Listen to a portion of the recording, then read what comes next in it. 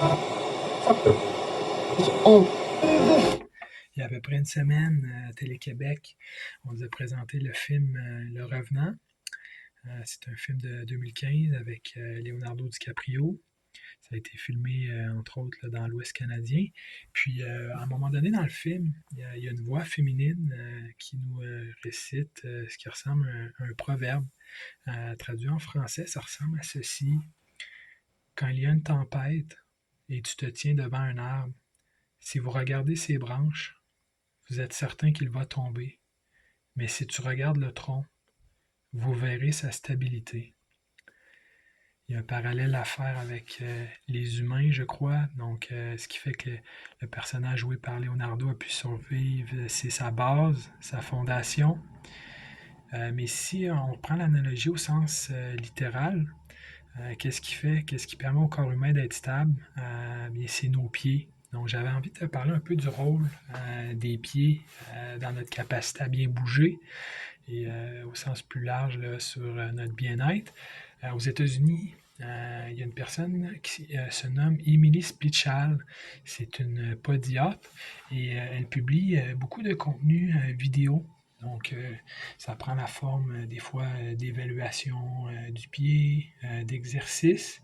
Et puis, ça nous permet de prendre conscience de la posture de nos pieds. Euh, il y a des gens qui ont des pieds rigides, il y en a d'autres qui ont des pieds plus affaissés. Par rigide, on ne veut pas nécessairement dire un pied qui manque de mobilité. C'est plus un pied rigide, c'est qu'il y a une bonne capacité à émettre de la force, parce que c'est ça, nos pieds, c'est comme des ressorts.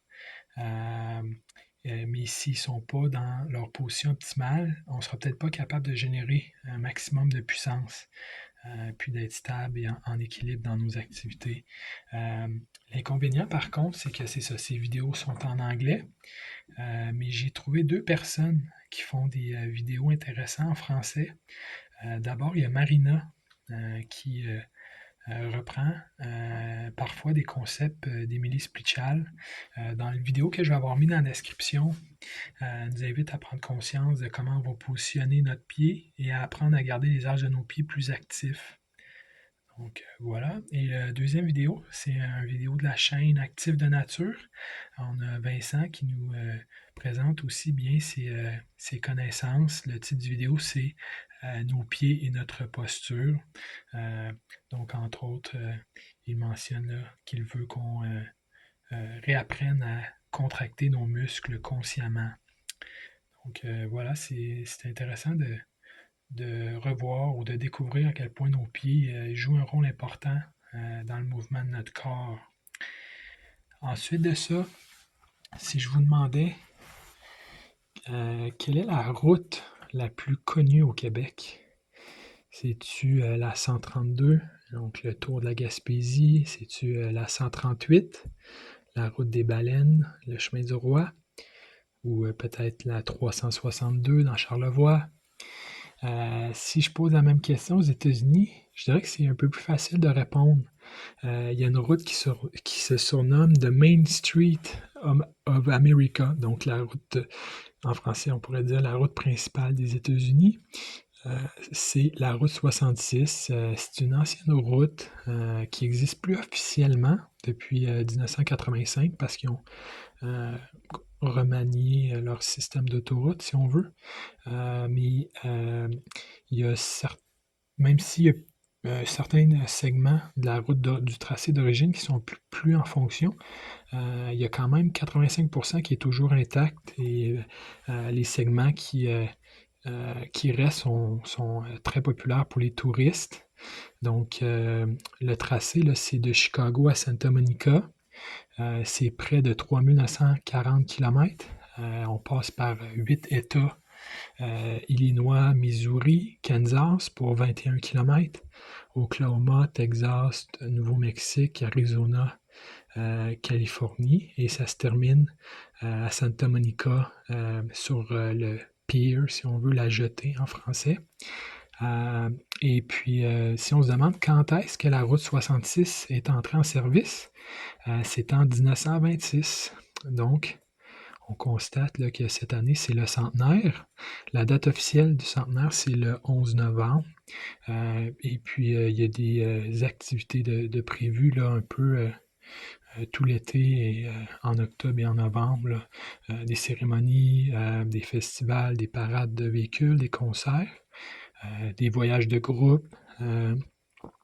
Et j'avais deux choses à partager par rapport à la route 66. Là. D'abord, il y a un documentaire qui a été fait en 2019 qui s'intitule Route 66, kitsch et mythique. Les réalisateurs, c'est Nicolas Breton et Johan Leduc. Et c'est avec Michel Barrette à la narration. Ça avait été diffusé sur la chaîne TFO. TFO, la Télévision française de l'Ontario, qui a souvent du très bon contenu éducatif. Donc voilà, et je vous dirais de ne pas vous laisser décourager si vous voyez la cote IMDB. Je pense qu'il est de 5.4 parce que c'est vraiment un film de grande qualité, là. Ensuite de ça, l'autre complément d'information intéressant, c'est un texte récent dans le New York Times où il y a un motocycliste qui a parcouru les 2448 milles en 14 jours. L'article là, est récent, là, c'est le 28 juillet dernier. Donc voilà pour ça. Et mon dernier sujet pour aujourd'hui, c'est un segment portrait. Donc, et le sujet, c'est Fernand Séguin. Donc, qui est Fernand Séguin? Donc, il est très présent dans la toponymie du Québec. Son nom, il y a des écoles qui portent son nom, il y a des rues, il y a même un mont.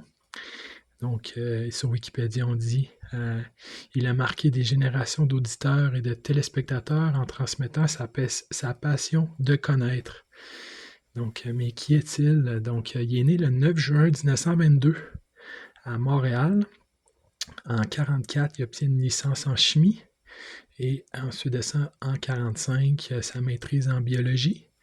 Vers la fin des années 40, il commence comme chroniqueur scientifique à la télé, à l'émission Radio Collège.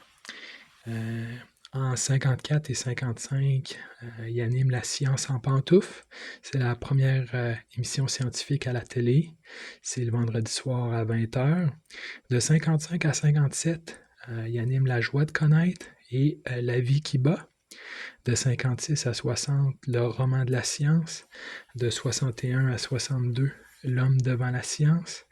De 70 à 79, La science et vous. Et de 75 à 78, Science-Réalité, animé par Joël Lebigot.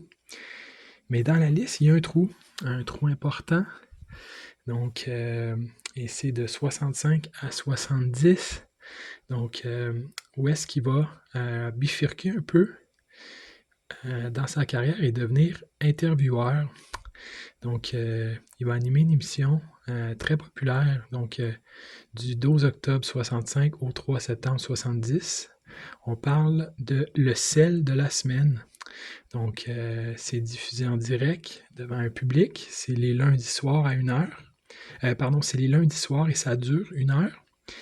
Et puis, donc, on interviewe des vedettes internationales, parfois, des artistes, des politiciens. Et donc, c'est une émission qui va gagner des prix. Donc, en 68, Fernand Séguin lui-même, le prix du meilleur intervieweur et l'émission, le prix de la meilleure émission. Et en 78, il va être honoré par l'UNESCO et dans une entrevue qu'il donne. Donc, je cite, l'essentiel de la mission du communicateur scientifique, ce n'est pas de transmettre un savoir, mais de transmettre le désir d'apprendre. Donc, il est décédé en 1988 à Saint-Jean-sur-le-Richelieu. Donc, ce qui est un peu ironique, c'est que Découverte, qui est un peu un descendant de ces émissions scientifiques, est arrivé en 1988. Et donc,